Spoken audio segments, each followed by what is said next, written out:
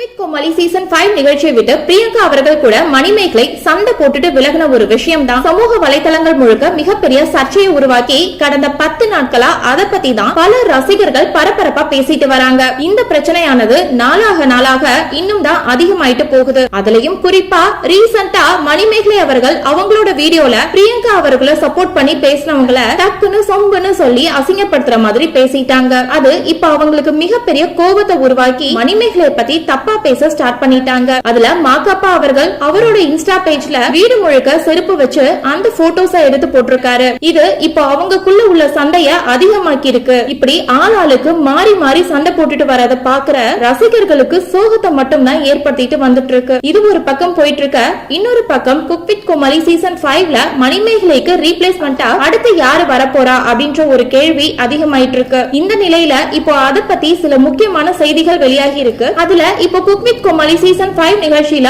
மணிமேகலைக்கு பதிலா விஜய் டிவியோட ரொம்பவே ஃபேமஸ் ஃபீமேல் ஆங்கரான டிடி அவர்களோட பேரு தான் அதிகமா சொல்லப்பட்டுட்டு வந்துட்டு இருக்கு. அவங்களுக்கு கடந்த சில மாசமாவே காலில சில பிரச்சனை ஏற்பட்டு இப்போதான் பல ஆபரேஷன் பண்ணி ஓரளவுக்கு நல்ல குணமாகி இருக்காங்க. மேலும் அவங்க கொஞ்ச நாள்ல எந்த ஷோலையும் வராதனால அவங்க கம்பேக் கொடுக்க இதை விட சிறந்த நிகழ்ச்சி வேற எதுவுமே இருக்காது அப்படின்றனால இவங்கள சொல்லிட்டு வராங்க. அதே சமயத்துல இவங்க மட்டும் இல்லாம ஏற்கனவே ரக்ஷன் கூட சில நிகழ்ச்சிகள்ல சேர்ந்து ஹோஸ்ட் பண்ண ஜாக்லின் பேரு அடிபட்டுட்டு வருது. வெயிட் பண்ணி பார்க்கலாம் யாரு கம்ஃபர்ட் ஆகுறாங்கன்னு. சோ இந்த வீடியோவை பார்த்துட்டு இருக்க நீங்க குக் வித் கோமாளி சீசன் 5 நிகழ்ச்சியில அடுத்து யாரு ஹோஸ்ட் பண்ணா நல்லா இருக்கும் அப்படின்ற உங்களுடைய கருத்துக்களை கீழே உள்ள கமெண்ட் செக்ஷன்ல ஷேர் பண்ணுங்க. மேலும் இது போன்ற பல முக்கியமான செய்திகளை தெரிஞ்சுக்க நம்ம சேனலை மறக்காம சப்ஸ்கிரைப் பண்ணுங்க.